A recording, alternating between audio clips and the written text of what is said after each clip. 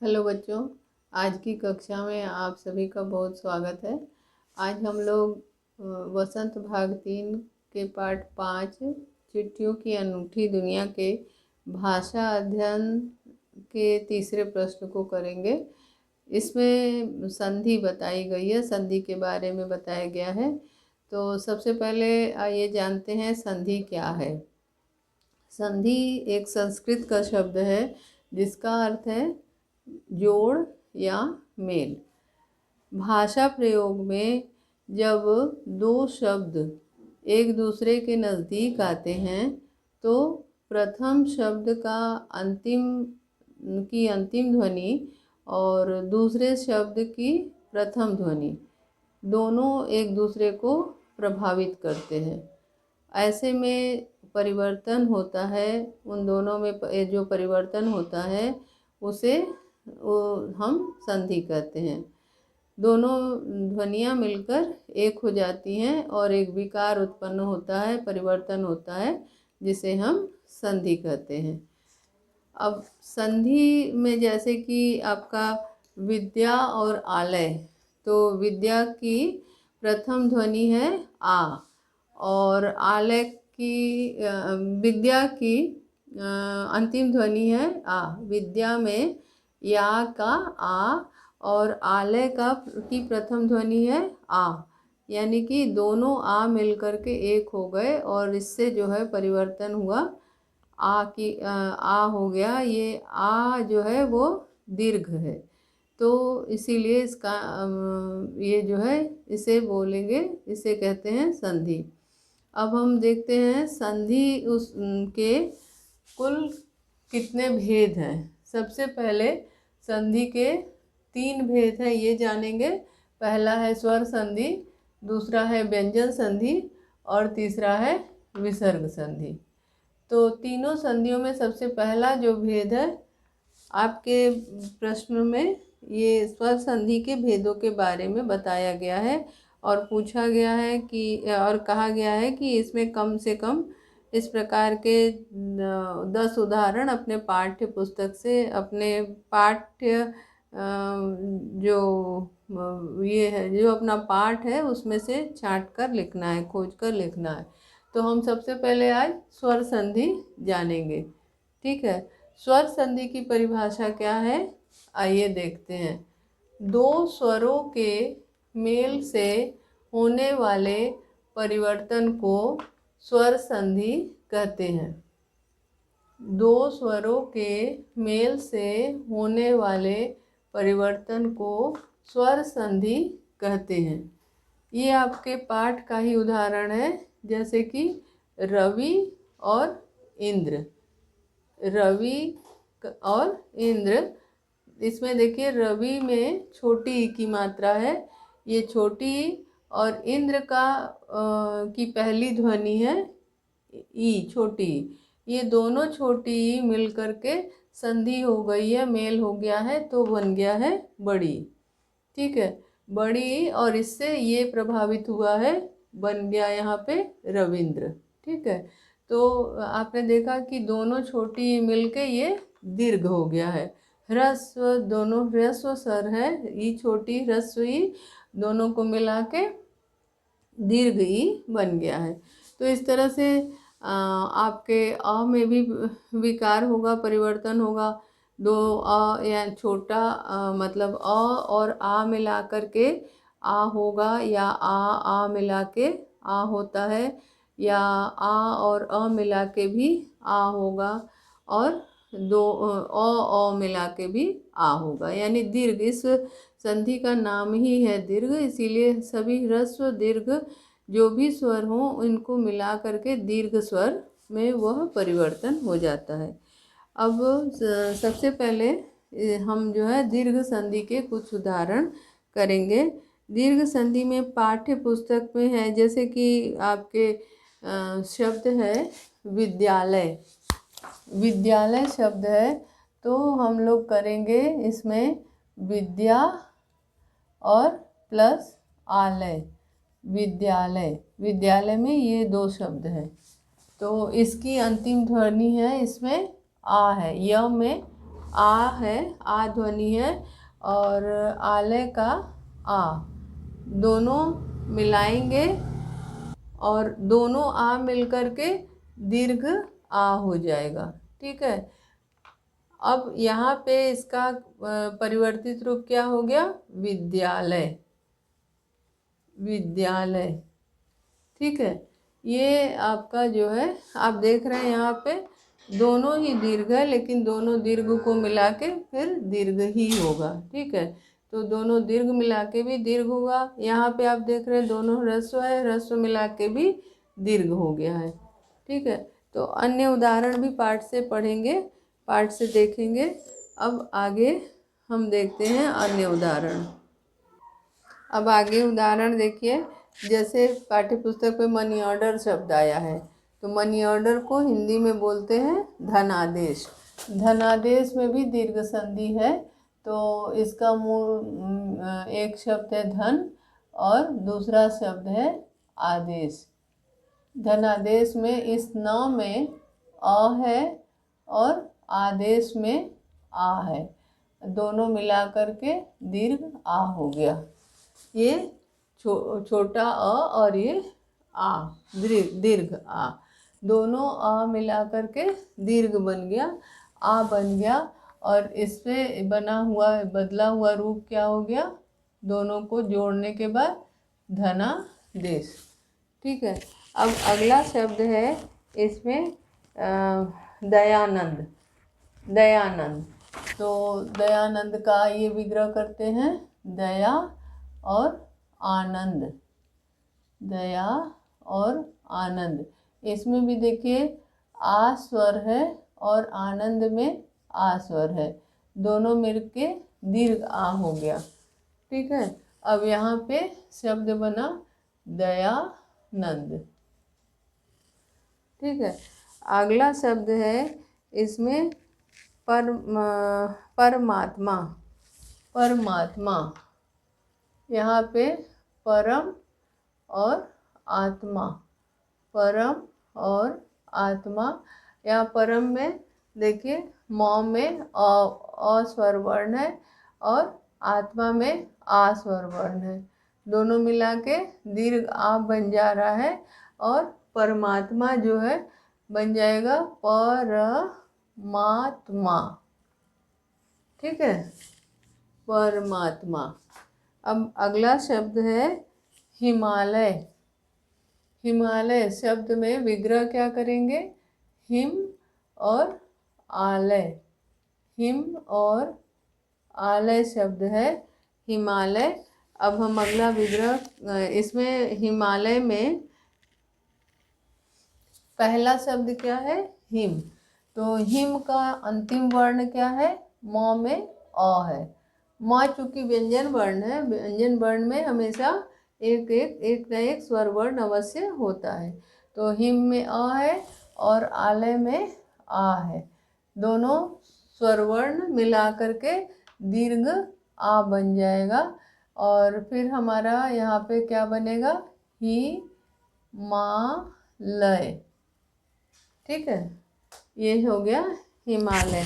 ये सारे दीर्घ संधि के उदाहरण हैं। अगला है परम, परमाणु शब्द है, तो बनेगा परम और अणु। ठीक है, परम और अणु शब्द है। तो यहाँ पे परम के म में अ है और अणु में अ है, दोनों मिला के आ बन गया और यहाँ पे शब्द बना परमाणु। ठीक है। अब अगला शब्द हम लोग देखते हैं, अगला शब्द है वेदांत।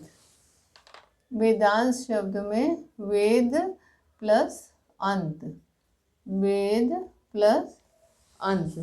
तो वेद में क्या है? अंतिम वर्ण। वेद शब्द आपको परिभाषा में बताया गया है ना कि दो वर्ण मिला के संधि होती है, तो प्रथम शब्द का अंतिम वर्ण, मतलब वेद का अंतिम वर्ण है द में जो अ है वो, और दूसरे शब्द का प्रथम वर्ण, दूसरे शब्द का वर्ण अंत का अ। ठीक है, अब इसको मिला के क्या हो जाएगा आ, और यहाँ शब्द क्या बनेगा वेदांत। ठीक है, समझ में आ गया। अब हम अगले शब्द लेते हैं, अगला शब्द ले रहे हैं। अगला शब्द है दीक्षांत। तो दीक्षा, इसमें दीक्षा शब्द है और अंत में अ शब्द है। दीक्षा का आ और अंत का अ दोनों मिला के क्या हो गया आ, दीर्घ आ बन गया और शब्द बना दीक्षांत। ठीक है, अब अगला शब्द है भोजनालय। भोजनालय में आप देखिए भोजन, भोजन और आलय, भोजन और आलय। अब भोजन में क्या है, पहले शब्द का अंतिम वर्ण है अ और दूसरे शब्द का प्रथम वर्ण क्या है आ, दोनों मिला के बन गया आ, और यहाँ क्या बना भोजनालय। ठीक है, अब आगे है, आगे का शब्द है रत्नाकर। रत्नाकर, रत्नाकर में रत्न शब्द है और रत्न है और आकर शब्द है, आकर, आकर शब्द है। तो इसमें रत्न में अ है, आकर में आ है, बन गया दोनों मिला के आ और शब्द बना रत्नाकर। शब्द क्या बना रत्नाकर। ठीक है, ऐसे ही आपके पाठ्य पुस्तक में जो उदाहरण था रविंद्र वाला उसमें ई का है। ठीक है, आप एक उसी तरह से ई में भी है, जैसे कवि और इंद्र। कवि और इंद्र का उदाहरण भी आप देख सकते हैं।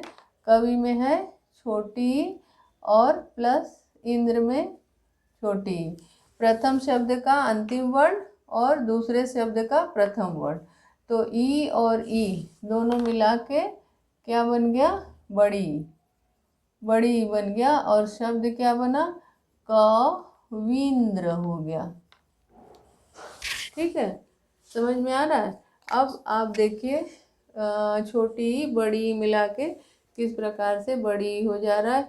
इसी तरह से ऊ का भी उदाहरण है। ऊ से भी शब्द ऐसे ही बड़ा ऊ होगा। लघु और उर्मी, एक उदाहरण लेते हैं ऊ का भी। आइए एक उदाहरण देखते हैं लघु और उर्मी। लघु शब्द है और उर्मी शब्द है। उर्मी का अर्थ है लहर। लघु में छोटा ऊ है, लघु में छोटा ऊ और छोटे ऊ की मात्रा है और उर्मी में बड़ा, लघु में छोटे ऊ की मात्रा है तो छोटा ऊ हो जाएगा स्वर छोटा ऊ, और उर्मी में बड़ा ऊ, दोनों मिला के दीर्घ ऊ हो जाएगा और शब्द बन जाएगा लघूर्मी, लघूर्मी। ठीक है, तो इस तरह से आप देख रहे हैं कि अ का अ से परिवर्तित होकर के दीर्घ आ बन जाएगा और उसी तरह से ई जब परिवर्तित होगा तो दीर्घ ई बन जाए, दीर्घ ई में परिवर्तित हो जाएगा। उसी तरह ऊ जो है दीर्घ ऊ में परिवर्तित हो जाएगा। स्वर संधि में जो दीर्घ संधि है, आपने इसके कुछ उदाहरण देखे और उदाहरण के माध्यम से आपको स्पष्ट हो गया होगा कि किस तरह से दो स्वर और भी एक समान स्वर वर्ण होना चाहिए, दोनों अलग अलग नहीं होगा। मतलब ई है तो छोटी या बड़ी ई ही हो, ह्रस्व या दीर्घ ई ही हो। अ है तो दोनों ही तरफ अ या आ में से ही कोई एक होना चाहिए। और ऊ यदि है तो ऊ में भी ह्रस्व या दीर्घ ऊ ही होना चाहिए, इनसे अलग नहीं। असमान स्वरवर्ण नहीं, स्वर समान स्वरवर्ण होना चाहिए। ठीक है, तो दो समान स्वर वर्ण जब आपस में मिलते हैं तो उससे दीर्घ में परिवर्तित हो जाते हैं, तब उसे हम दीर्घ संधि कहते हैं। आइए दीर्घ संधि के अन्य उदाहरण भी देखते हैं। जैसे कि आपका यहाँ पे नदीश शब्द है, नदी और ईश। नदीश में यहाँ देखिए बड़ी है और बड़ी दोनों मिला के बड़ी हो जाएगा और शब्द बनेगा नदीश। ठीक है, नदीश शब्द बना। इसी तरह से आपके हरीच्छा शब्द है। ठीक है, हरीच्छा, हरि हरि इच्छा, हरि इच्छा। अब हरि में आप देखिए यहाँ पे छोटी है। ठीक है, छोटी और इच्छा का छोटी दोनों मिला के बड़ी और शब्द बनेगा हरीच्छा। ठीक है, अब आगे आप देखिए यहाँ लक्ष्मी इच्छा, इसी तरह लक्ष्मी और इच्छा, लक्ष्मी इच्छा। सतीश देखिए हो सकता है एक सतीश का उदाहरण है, सती, सती और ईश दोनों मिला के बना सतीश। और शब्द यहाँ पे प्रथम शब्द में बड़ी है अंत में और द्वितीय शब्द के प्रथम में छोटी, दोनों मिला के बना बड़ी। ठीक है, अब अगला उदाहरण ऊ का आइए लेते हैं। ऊ का एक उदाहरण लीजिए, जैसे कि आप देखिए सु और उक्ति, सु और उक्ति। अब सु में क्या है, छोटा ऊ, सु में छोटा ऊ है और उक्ति में बड़ा ऊ, उक्ति में छोटा ऊ। सु में छोटा ऊ, उक्ति में छोटा ऊ, दोनों मिलके हो जाएगा बड़ा ऊ। ठीक है, अब हम इस बड़े ऊ की मात्रा को यहाँ बदल देंगे और बनाएंगे सुक्ति। ठीक है, तो दीर्घ जो है दो स्वर वर्णों के, समान स्वर वर्णों के मेल से जो परिवर्तन आता है यानी दीर्घ हो जाता है, उसे दीर्घ संधि कहते हैं। अगला उदाहरण है वधूत्सव। वधूत्सव में वधु शब्द है, वधु शब्द है और उत्सव शब्द है, उत्सव। अब आप देखिए यहाँ पे वधु में बड़ा ऊ है और उत्सव में छोटा ऊ, दोनों मिलके दीर्घ ऊ हो जाएगा और शब्द बनेगा वधूत्सव। ठीक है, तो इस प्रकार आपने जाना स्वर संधि का पहला भेद, जिसका नाम क्या है, जिसका नाम है जिसको हम स्वर संधि के नाम से जानते हैं। पहले भेद जिसमें कि दो समान स्वर वर्ण आते हैं और दोनों समान स्वर वर्ण को मिलाकर जब हम संधि करते हैं तो उसका दीर्घ हो जाता है, दीर्घ यानी कि बड़ा। तो ऐसे स्वर संधि के को हम क्या कहते हैं, दीर्घ संधि। यानी पहला भेद है स्वर संधि का, पहला भेद है दीर्घ संधि का, दीर्घ संधि उसका नाम है। इस पहले भेद के बारे में अब आपने जाना। अब हम इसके बाद दूसरा भेद जानेंगे। आइए देखते हैं दूसरे भेद के बारे में जानते हैं। उसका नाम क्या है, उसका नाम है गुण संधि। ठीक है, अब उसके नियम के बारे में जानते हैं।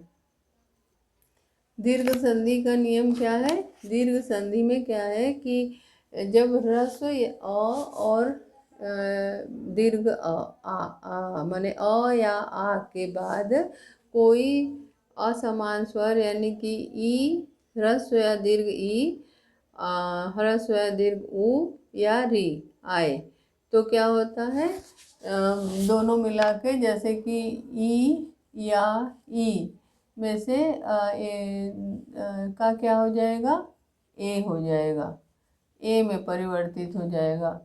मतलब अ या आ, प्लस अ या आ हो, ठीक है, अ या आ हो और ई और ई हो, दोनों मिला के जब संधि होती है तो क्या हो जाएगा, ए हो जाएगा। इसी तरह से अ या आ के बाद ऊ या ऊ, तो क्या होगा, क्या हो जाएगा, ओ हो जाएगा। और इसी तरह से अ या आ के बाद यदि री हो तो क्या हो जाएगा, क्या हो जाएगा, अर हो जाएगा। ठीक है, ये है परिवर्तन, ये है गुण संधि का नियम कि अ और आ के बाद ह्रस्व या दीर्घ ई आए तो दोनों मिला के क्या हो जाएगा, ए। इसी तरह से अ और आ के बाद यदि ऊ और ऊ में से कोई आए तो दोनों मिला के क्या हो जाएगा, ओ। और इसी तरह से अ और आ के बाद यदि री आता है तो दोनों मिला के क्या हो जाएगा, और। आइए अब उदाहरणों के माध्यम से हम इसको जानते हैं कि ये कैसे परिवर्तित होता है। अब हम पहला उदाहरण लेते हैं, देव और इंद्र। पहला उदाहरण आप लीजिए, देव और इंद्र। तो देव में क्या है, अ, और इंद्र में क्या है, ई। देव का अंतिम वर्ण क्या है, वो में अ है। वह क्योंकि व्यंजन है तो व्यंजन में एक स्वर होना जरूरी होता है, नहीं तो वो पूरा नहीं होता है। तो यहाँ वह में अ है। और इंद्र का आप देख रहे हैं पहला वर्ण है ई। अब इन दोनों को मिला के क्या होगा, अ या आ में से ई आ जाएगा तो क्या हो जाएगा, ए हो जाता है। तो अब आप देखिए ए हो गया। अब हम इसको मिलाएंगे तो दे व में ए की मात्रा लगा देंगे और बाकी आधा न और द्र। शब्द क्या बना, देवेंद्र। क्या बना, देवेंद्र। अब हम दूसरा शब्द देखते हैं, आपको उदाहरण देते हैं। जैसे सुर शब्द है और इंद्र है, तो यहाँ पे पहला शब्द क्या का अंतिम वर्ण क्या है, अ। सुर शब्द का अंतिम वर्ण है अ, और इंद्र शब्द का प्रथम वर्ण क्या है, ई। ठीक है, तो अ और ई मिल करके आप देख रहे हैं क्या बना, ए बना। तो यहाँ पे बन गया ए। अब ये शब्द आप जोड़िए, सु र पे ए की मात्रा लगाएंगे और बन जाएगा शब्द सुरेंद्र। ठीक है, सुरेंद्र शब्द बन गया। इसी तरह से धर्मेंद्र, वीरेंद्र, ए का उदाहरण हो जाएगा महेंद्र।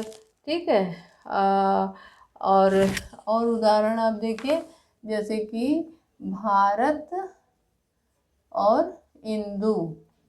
भारत और इंदु, तो भारत में क्या है, अवर्ण है। ठीक है, भारत में क्या है, अवर्ण है। और इंदु में क्या वर्ण है, ई वर्ण है। और ई मिल करके क्या होता है, ए होता है। तो क्या बन गया, ए। अब आप जोड़िए दोनों को, भारत पे ए की मात्रा लगाएंगे और बन जाएगा भारतेंदु। ठीक है, समझ में आ रहा है। अब आप देखिए कैसे किस तरह से ए का परिवर्तन हुआ, ई का हमने ई का ए बनते हुए देखा। कुछ उदाहरण हमने देखे जिसमें क्या हो रहा है, ई का ए बन जा रहा है। जैसे कि आप देखिए यथा शब्द है, यहाँ पे यथा शब्द देखिए, यथा और इष्ट दो शब्द है। यथा में क्या है, आ है और इष्ट में ई है, देख रहे हैं आप। तो ई का क्या हो जाएगा, ए हो जाएगा, है ना, ए हो गया। तो यहाँ पे देखिए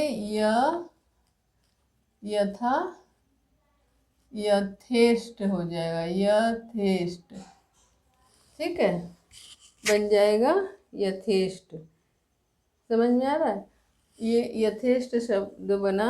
अब अगला शब्द है स्वेच्छा। स्व